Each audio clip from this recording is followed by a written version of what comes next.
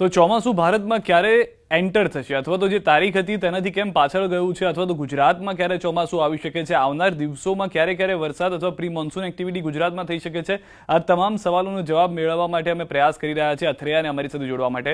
અથरिया, शुक्रिया आप हमारे साथ जुड़े इसके लिए। जी नमस्कार।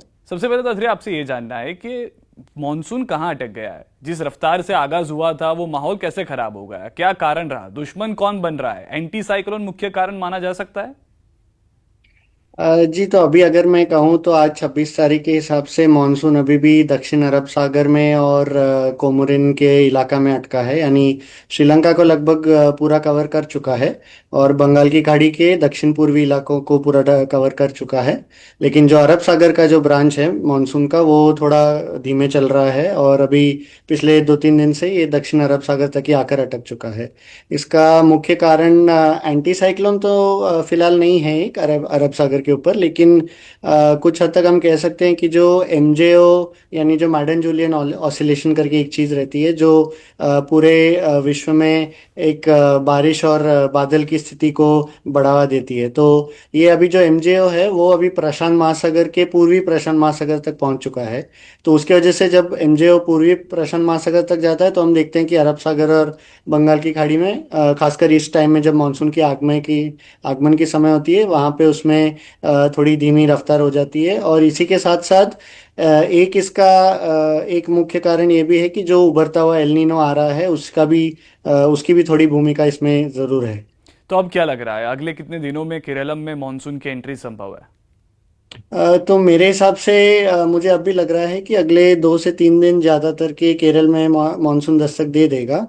भले ही ये एकदम जोर का दस्तक नहीं रहेगा, यानी जैसे हम काफ़ी कई सालों से बोलते हैं कि 200-300 मिलीमीटर की बारिश गिरेगी, वैसी वाली दस्तक नहीं रहेगी, लेकिन एक कमज़ोर ऑनसेट हो जाएगा केरल में अगले 2-3 दिन में। और आईएमडी शायद और कुछ दिन रुके क्योंकि उनको कंडीशन देखनी पड़ती है, तो शायद आईएमडी मई के आखिरी दिन में या जून की पहली दिन पर ही घोषणा करेगी। जो अगर उन्होंने किया तो वो सामान्य तारीख ही मानी जाएगी, यानी जो पहले जल्दी आने वाली थी केरल में एक हफ्ते पहले वो अभी थोड़ी देरी हो रही है उसमें।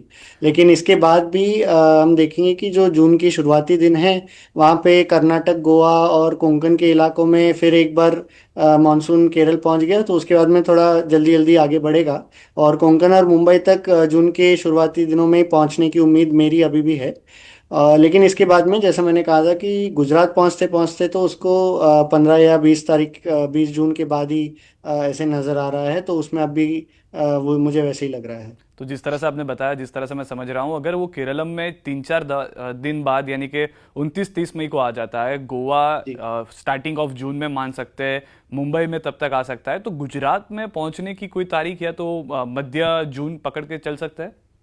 जी जी, लगभग मध्य जून ही पकड़ के चलिए अभी फिलहाल तो। और मैंने जो फोरकास्ट भी डाला था उसमें मैंने कहा था कि लगभग 23 जून के आसपास दक्षिण गुजरात और सौराष्ट्र के इलाकों में मुझे लग रहा था वो टाइम पे कि अभी भी वैसे ही लग रहा है, क्योंकि अभी जिस रफ्तार से केरलम तक भी एक हफ्ते पहले तक लग रही थी अनुमान के हिसाब से आ जाएगी, लेकिन अभी फिर से थोड़ी पीछे चली गई। तो इसी वजह से, क्योंकि इस साल का मानसून ऐसे ही रहेगा कि थोड़ा देर आगे बढ़ेगा फिर वापस थोड़े रुकेगा, मतलब ऐसा लगा एकदम असामान्य स्थिति वाली मानसून रहेगी, तो इसीलिए गुजरात में भी आगमन में देरी लग रही है। जिस तरह से आपने पहले भी बताया था कि जो आगमन होगा, पहले हम सोच के चलते थे कि केरल में बारिश आएगी तो 200-300 mm बारिश हो जाएगी, क्या ये जो ट्रेंड है वो गुजरात तक भी देखने को मिल सकता है? जी ज़रूर देखने मिल सकता है कि यानी जो एकदम पूरे जोर के साथ में जो मानसून की दस्तक रहती है वो शायद इस साल ना देखने मिले गुजरात में। और सिर्फ गुजरात में ही नहीं, लेकिन अभी केरलम में भी एकदम कमज़ोर ऑनसेट रहेगा, फिर आगे बढ़कर कर्नाटक, गोवा, मुंबई पहुंचते पहुंचते थोड़ी उसमें जोर आएगी ज़रूर, लेकिन फिर भी जो एकदम 200 मिलीमीटर वाली जो जोर रहेगी वो शायद ना देखने मिले।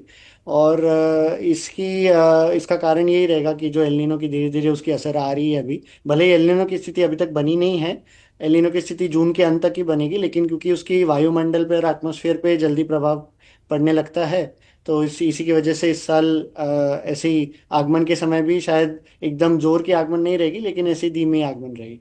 तो अगले 5-7 दिन में मौसम कैसा रहेगा? 30 मई के बाद आप प्री मानसून बारिश का अनुमान बता रहे हैं, क्या वजह रहेगी? क्या तूफानी रहेगी बारिश? किसान चिंता में है क्योंकि गर्मी के सीजन के फसल तैयार हो जी चुकी है। जी बिल्कुल। तो अभी फिलहाल अगले 3-4 दिन में तीन तीन दिन तो गुजरात में कोई हलचल नहीं रहेगी, यानी जैसे अभी गर्मी बनी है वैसे ही बनी रहेगी।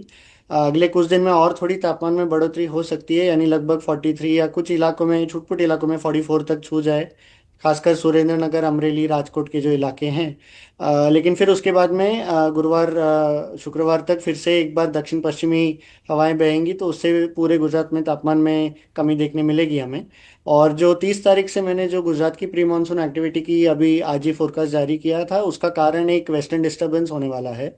और ये जो वेस्टर्न डिस्टरबेंस है ये लगभग 29 या 30 तारीख को उत्तर भारत को प्रभावित करने लगेगा, और इसकी जो ट्रफ रेखा है वो मध्य मध्य भारत और गुजरात और मध्य प्रदेश के आसपास के इलाकों तक आने की उम्मीद है। तो इसी की वजह से, क्योंकि अभी इतनी गर्मी बनी थी, इतने हफ्तों से काफ़ी गर्मी है गुजरात में, और इसमें जैसे ही थोड़ी सी एक नमी और मॉइस्चर आ जाती है, और इसके साथ में वेस्टर्न डिस्टरबेंस की अगर असर आ जाएगी, तो कुछ जो प्री मानसून गतिविधियां हैं वो काफ़ी एक भारी वाली हो सकती हैं। मेघ गरजने के साथ में लाइटनिंग, थंडरस्टॉर्म की एक्टिविटीज़ हो सकती है, और कुछ जगहों पे आंधी आंधी जैसी कुछ देर के लिए माहौल भी बन सकती है। लेकिन कुछ वेदर मॉडल्स, जैसे साइंटिफिकल वेदर मॉडल्स की हम बात करें, तो उसमें दिखा जा रहा है कि जून की शुरुआत में बंगाल की खाड़ी में कुछ हलचल दिख रही है। क्या इसके कारण गुजरात में बारिश की कोई उम्मीद है? क्या वो सिस्टम बनेगा, और बनेगा तो कितना मजबूत होगा? तो वेदर मॉडल्स की तो अगर मैं बात करूं, तो अभी पिछले 2 हफ्ते से कोई भी वेदर मॉडल एक भी ढंग का प्रेडिक्शन ठीक से नहीं कर पा रहा है, और उसमें सटीक जानकारी नहीं दे पा रहा है, क्योंकि एल नीनो की स्थिति उभर रही है। और अभी जनरली हमने देखा है कि पिछले 2-3 सालों में जो विश्व के जो ग्लोबल जो मॉडल है, ECM, WF, GFS, ये सब 2-4 दिन से आगे इनकी फोरकास्टिंग की जो एक एक्यूरेसी रहती है वो काफ़ी नीचे चली जाती है। तो ये जो बंगाल की खाड़ी में आप जो सिस्टम बता रहे हैं, वो पहले एक हफ्ता पहले दिखा रहे थे, अभी उन्होंने एक हफ्ता आगे कर दिया है। तो इसलिए ऐसा कोई मजबूत सिस्टम मेरे हिसाब से मुझे लग नहीं रहा है बनेगा। लेकिन हाँ, जून की जो शुरुआती भाग रहेगा, यानी एक बार मानसून केरलम में दस्तक देगा, उसके बाद में दोनों अरब सागर और बंगाल की खाड़ी में सिस्टम बनने की संभावना ज़रूर है। फिलहाल ऐसे कोई चक्रवात या साइक्लोन बनने की संभावना नहीं लग रही है मुझे, लेकिन एक मजबूत लो प्रेशर एरिया या एक डिप्रेशन तक की स्थिति हमें देखने मिलेगी। अगर ये बंगाल की खाड़ी वाली सिस्टम बन जाए, तो फिर ये गुजरात गुजरात की तरफ अभी आने की उसकी उम्मीद नहीं है, क्योंकि अभी वो मानसून की पूरी जो हवाएं हैं वो अभी तक बैठी नहीं हैं। लेकिन इससे ज़रूर जो गुजरात की तरफ आने वाली जो दक्षिण पश्चिम दिशा की जो मानसून हवाएं हैं उनको ज़रूर तेज़ करेगा। तो इसलिए जून के शुरुआती दिनों में प्री मानसून की गतिविधियां गुजरात में बढ़ सकती हैं। लेकिन वो जो सिस्टम का डायरेक्ट असर फिलहाल मुझे गुजरात पर नहीं लग रहा है। तो सुपर अल्नीनो वाली जो थियरी को लेकर फिर से एक बार आपका अभिप्राय जानना चाहेंगे, क्या होगा? तो देखिए, मेरे हिसाब से तो मुझे लग नहीं रहा है ये सुपर एल्निनो की स्थिति हो रही है। इसमें बहुत आवाज़ चल रही है, बहुत अफवाह चल रही है, और जो खासकर जो अमेरिकी और यूरोपियन जो मीडिया के आउटलेट हैं उनमें काफ़ी ज़्यादा हंगामा मचा के रखा है कि इस साल सुपर एल्निनो होगा। मजबूत एल्निनो ज़रूर होगा। मजबूत एल्निनो यानी कि लगभग जो प्रशांत महासागर की जो समुद्री तापमान है उसमें 2 डिग्री के से ज़्यादा ऊपर जब जाती है सामान्य से तापमान, तो इसे एक मजबूत एल्निनो की स्थिति मानी जाती है। सुपर एल्निनो की स्थिति से तब कह सकते हैं जब 2 या 2.2 डिग्री से ज़्यादा इसकी समुद्री तापमान बढ़ जाए सामान्य से। और भले ही अभी फिलहाल मॉडल बता रहे हैं कि तापमान 3 डिग्री या उससे भी ज़्यादा जा सकता है, मुझे अभी लग रहा है कि ये मॉडल बहुत ज़्यादा इसे ओवरडू कर रहे हैं, यानी कि बहुत ज़्यादा आगे ले जा रहे हैं। और ये वैसे भी अगर ये जो एल्निनो उभर कर आएगा और जब तक ये मजबूत हो, तब तक मानसून के हम दूसरे भाग में रहेंगे, यानी कि अगस्त सितंबर का वक्त आ जाएगा। और उसके बाद में एल्निनो की फिर और बढ़कर 3 डिग्री या उससे ऊपर जाने की जो क्षमता रहती है वो कम हो जाती है, क्योंकि जो सीजन के हिसाब से जो हवाएं की जो गति रहती है और जो दिशा रहती है प्रशांत महासागर में, वही उसी पर निर्भर रहता है एल्निनो की कितनी मजबूत बनी। तो इसलिए मेरे हिसाब से अभी अभी मैं कहूँगा कि अगस्त सितंबर के वक्त में एक मजबूत एल्निनो की स्थिति बनी रहेगी। फिलहाल मुझे सुपर एल्निनो की स्थिति बिल्कुल नज़र नहीं आ रही है।